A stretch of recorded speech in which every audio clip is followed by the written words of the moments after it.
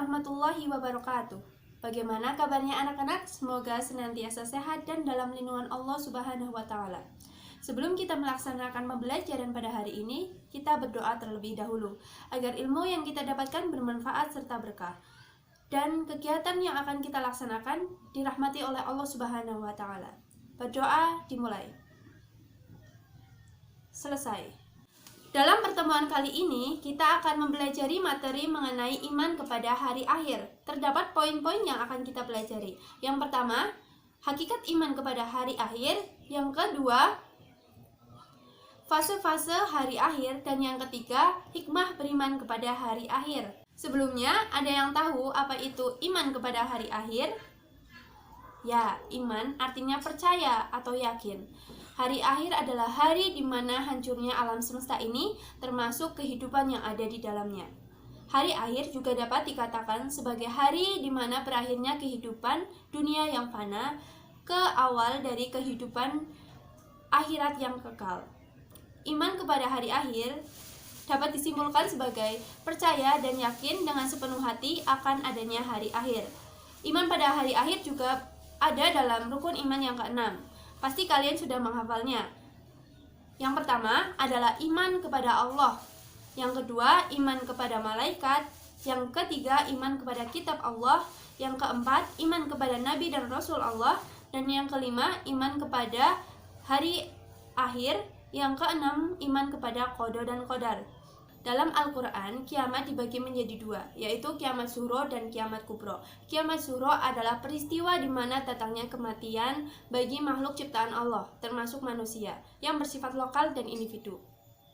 Hal ini terdapat dalam Quran surat Ali Imran ayat 185 yang bunyinya kullu nafsin dha'iqatul maut, yang artinya setiap yang bernyawa pasti akan mati. Setelah manusia meninggal atau mati, mereka berada di alam barzah. Terdapat peristiwa-peristiwa yang terjadi di alam barzah, yaitu adanya fitnah kubur. Fitnah kubur merupakan peristiwa di mana malaikat menanyai kepada orang yang sudah meninggal mengenai Tuhannya, agamanya, nabinya, dan kiblatnya. Kemudian adanya nikmat dan siksa kubur. Siksa kubur diberikan kepada orang-orang yang zolim, orang yang munafik, orang yang kafir, dan berbuat musyrik. Sedangkan nikmat kubur diberikan kepada orang-orang yang dalam hidupnya melaksanakan ibadah dan perintah Allah Subhanahu wa Ta'ala. Yang kedua ada kiamat kubro. Kiamat kubro atau kiamat besar merupakan peristiwa di mana hancurnya alam semesta ini secara serentak. Peristiwa terjadinya hari kiamat dapat kita lihat dalam Quran surat Al-Zalzalah ayat 1-2.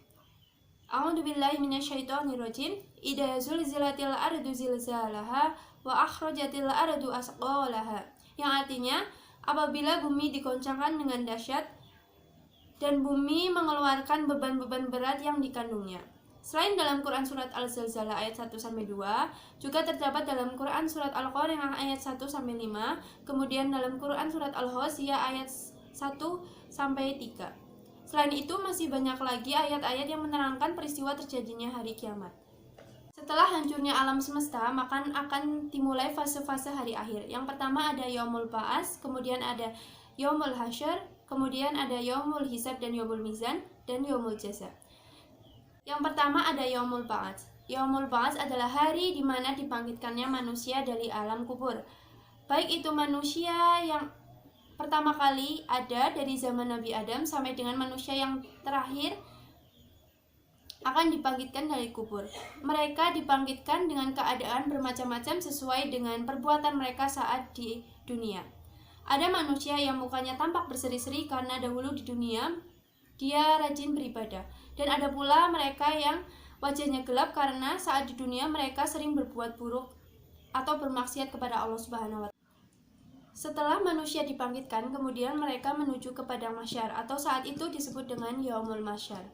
Di sana, mereka menerima buku catatan amal perbuatan mereka saat di dunia.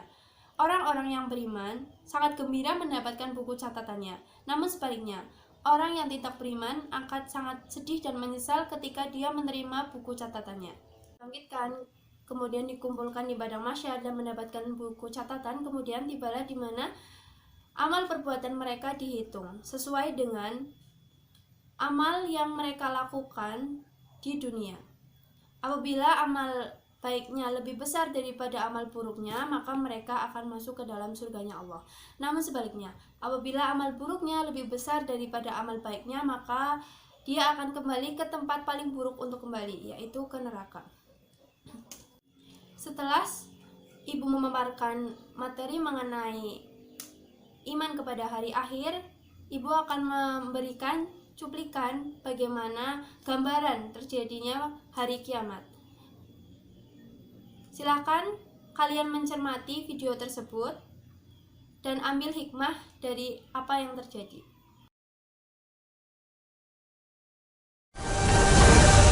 Yang telah diketahui oleh semua umat manusia, baik yang beriman ataupun yang tidak.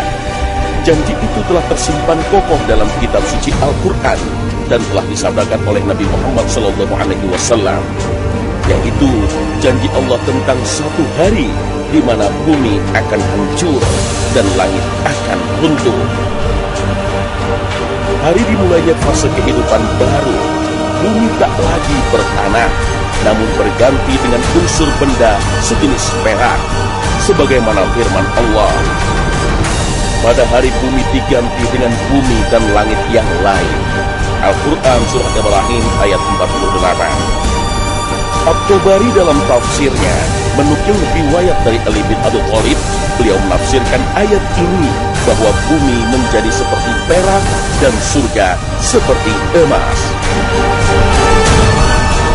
Dan semua cerita dan kisah di dunia seperti bahagia, sedih, kaya, miskin, kuat ataupun lemah akan berakhir ketika trompet pertama telah ditiup. Itulah hari kiamat.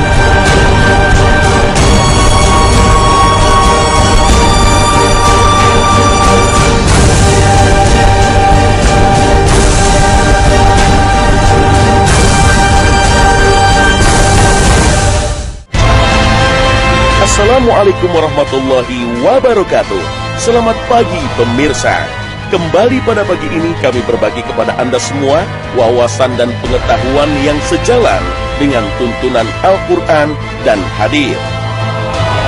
Kedahsyatan kiamat sulit untuk dibayangkan secara detail. Hal ini menandakan bahwa kiamat benar-benar peristiwa kehancuran yang sangat mengerikan.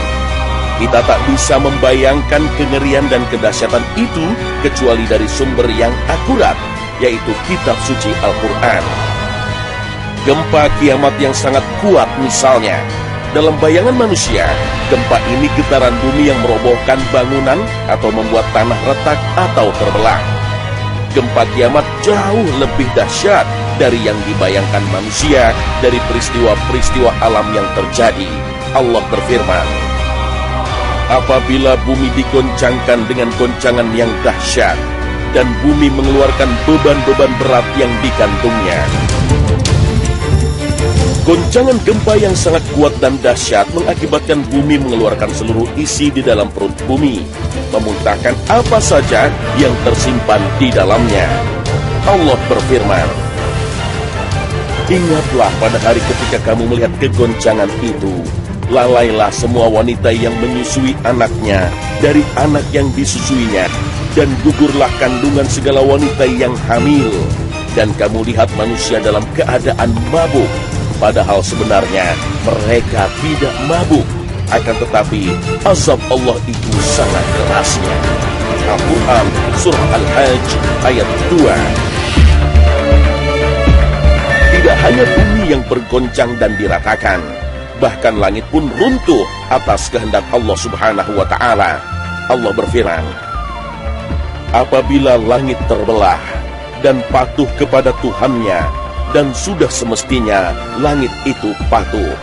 Al-Quran Surah Al-Insyiqaq ayat 1 hingga 2. Galaksi raya yang begitu luas, yang sampai saat ini luasnya masih menjadi misteri dan teka-teki, pada hari kiamat akan mengalami kehancuran. Bintang-bintang akan berjatuhan dan porak-poranda. Ledakan-ledakan bom yang biasa terjadi dalam peperangan manusia tak sebanding dengan ledakan maha dahsyat dari bintang-bintang dan planet-planet yang bertabrakan. Allah berfirman, apabila langit terbelah dan apabila bintang-bintang jatuh berserakan, Al-Quran, Surah Al-Infitar ayat 1 hingga 2. Itulah akhir cerita kehidupan di bumi. Kisah yang berakhir secara tragis. Jika demikian jadinya kelak, kenapa kita begitu mencintai kehidupan?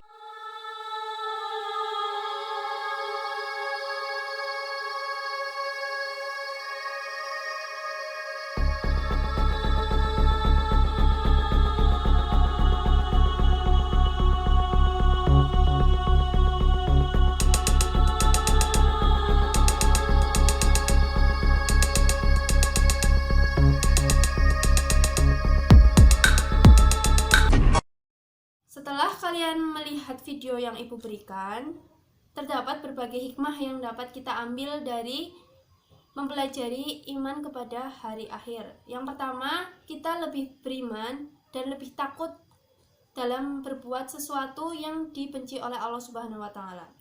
Karena kita mengetahui bagaimana konsekuensi apabila kita melaksanakan perbuatan yang buruk. Dan dengan kita mempelajari iman kepada hari akhir ini, kita akan termotivasi dan terpacu untuk senantiasa berbuat baik, taat, beribadah, dan mengerjakan amal soleh. Karena kita sebagai manusia pastinya ingin untuk masuk ke dalam surganya Allah Subhanahu wa Ta'ala. Dan dengan mempelajari ini, kita tidak terlalu mencintai dunia yang fana ini, karena kita sebagai manusia di dunia ini hanya sementara. Hidup kita yang selamanya ada di akhirat nanti kelak. Sehingga jangan membuang-buang waktu hidup di dunia ini dalam melakukan perbuatan-perbuatan yang tidak bermanfaat bagi kelak kita di kehidupan yang akan datang, yaitu di kehidupan akhirat. Mungkin itu yang dapat Ibu sampaikan pada pertemuan kali ini. Apabila ada pertanyaan, silahkan memberikan komentar atau dapat menghubungi di platform lain. Demikian pertemuan kali ini, semoga bermanfaat. Wassalamualaikum warahmatullahi wabarakatuh.